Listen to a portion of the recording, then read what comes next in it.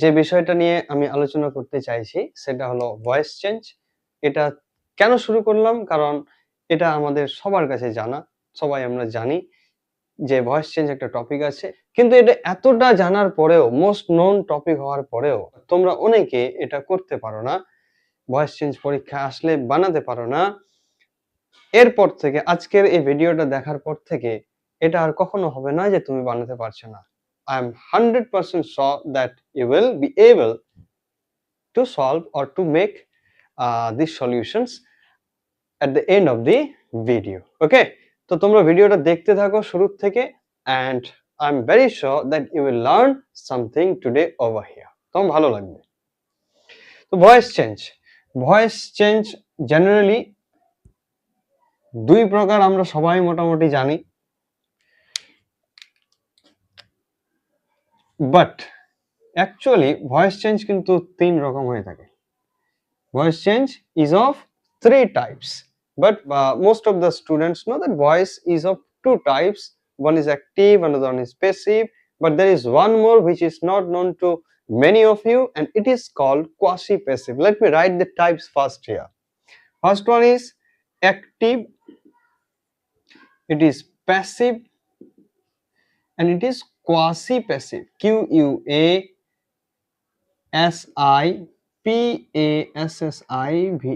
Quasi শব্দের অর্থ হলো হাফ, HALF, হাফ মানে হাফ প্যাসিভ অবস্থায় অলরেডি থাকবে। ওকে, তো এই টপিকটা আমরা পরে আলোচনা করব। আজকে যে জিনিসটা আমি আলোচনা করতে চাইছি সেটা হলো অ্যাক্টিভ এন্ড প্যাসিভ। তো চলো কিভাবে অ্যাক্টিভ থেকে প্যাসিভে করে সেটা জানার আগে আমরা জেনে নিই যে অ্যাক্টিভ ভয়েস কাকে বলে আর প্যাসিভ ভয়েস কাকে বলে। এগুলো লিখছে না।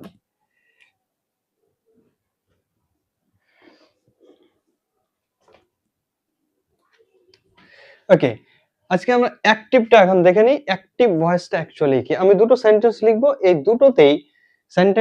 দুটো সেন্টেন্সের মাধ্যমে আমি বোঝাবো যে অ্যাক্টিভ কাকে বলা হয় আর প্যাসিভ কাকে বলে। ওকে, let's see, let me write.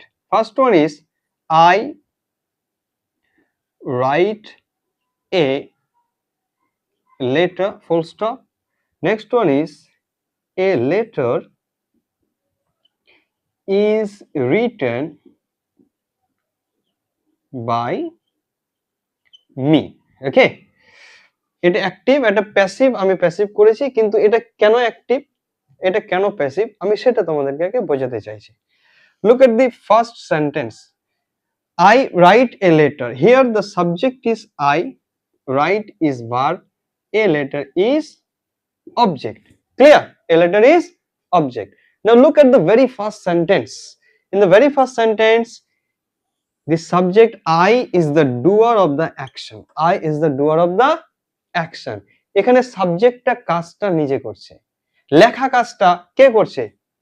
Subject করছে। When in a sentence the subject does the work, it is called active sentence. বোঝা গেছে? যখন কোনো বাক্যে সাবজেক্ট কাজটা করবে তখন সেটাকে অ্যাক্টিভ বলা হয়ে থাকে। এখানে আমরা দেখতে পাচ্ছি স্পষ্ট কি কাজটা কে করছে? সাবজেক্ট করছে, and that is why this very sentence is in active.